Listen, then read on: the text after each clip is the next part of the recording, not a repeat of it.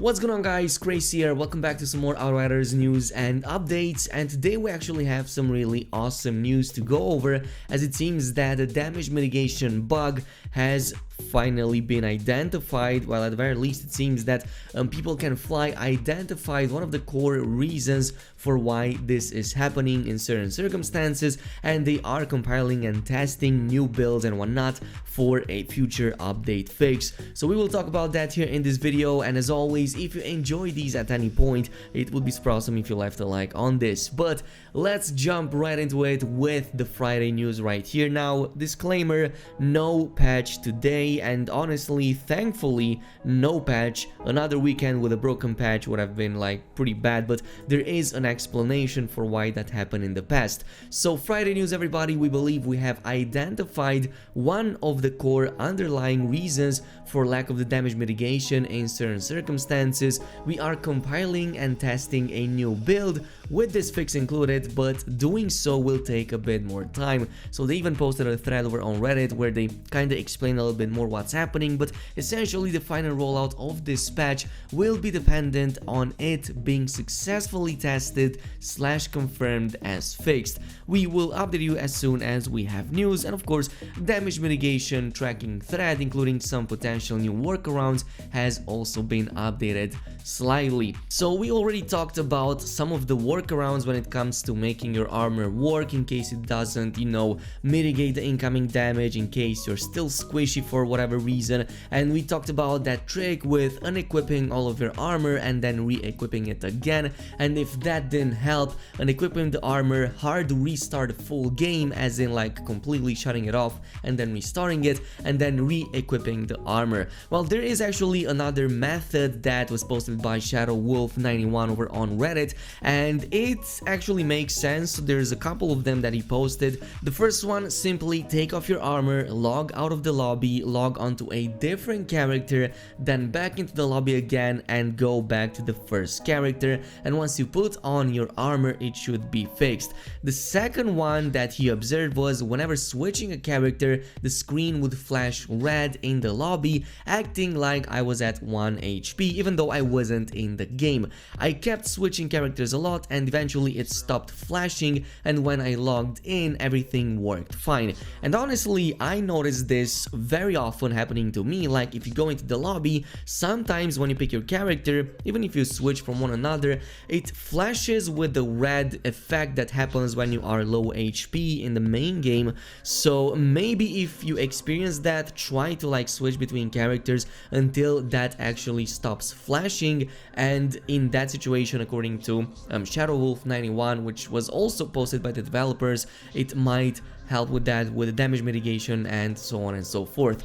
But there's actually a little bit more on top. So using mods such as Life of the Party can help a little bit with that. It may help increase survivability, as this mod works differently than other defensive mods. Now, Life of the Party is a tier 3 mod. Unfortunately, it's going to make incoming damage reduce by 3% for each enemy in close range, and it stacks up to 8 times. So this might help you a little bit with that. You might be able to replace maybe mitigation from death a little bit, but honestly it's like a huge difference between this and that. But at the least, Life of the Party has been confirmed to be working. And also avoid tanking brood mothers and alphas in particular, as they are particularly prone to the below explained 1/2 hit risk. And by the way, that actually happens most of the time, so I would be dodging brood mothers especially all the time anyway, simply because their attacks, if they don't one-shot you, they will take like a huge chunk of your HP anyway. But the explanation against brood mothers and alphas goes as such: once the bug occurs, all regular armor mods are much less effective, so most defensive mods are less viable.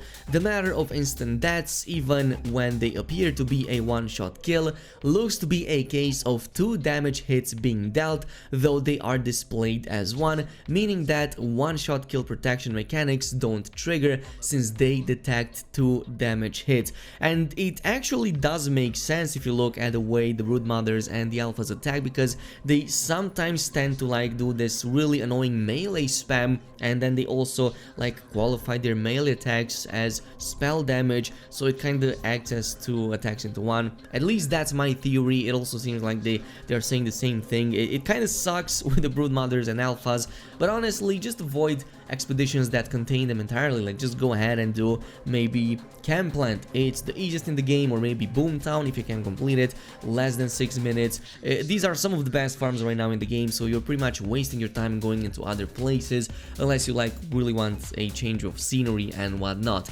But there was a pretty interesting topic right here about the reason why People Can Fly are actually posting things on Friday. Like, why the heck would they even post a big patch on Friday if they aren't, you know, going to support it over the weekend, since everybody is going back home? So people have to wait another 3 days until the developers even acknowledge the new problems that would arise with the new update.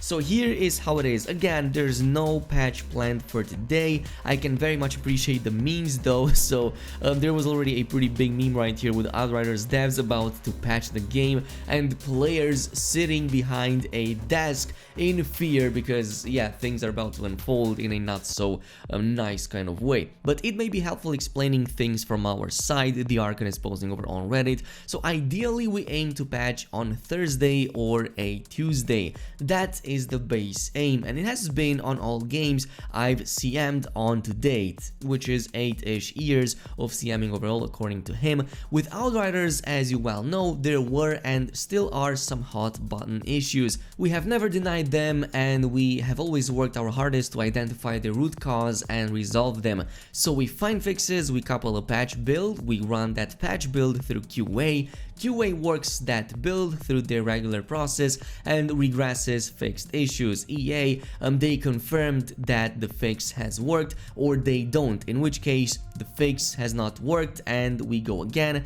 so a change/fix could get pushed out another week. That is a very rough explanation of the cycle according to him, but let's say for the sake of the argument that a patch passes out of QA successfully on Thursday UK evening and the issue it resolves has already been in the game for far too long. So we have a patch with fixes ready for the issue that many players are facing, but our ideal release window is still some way off.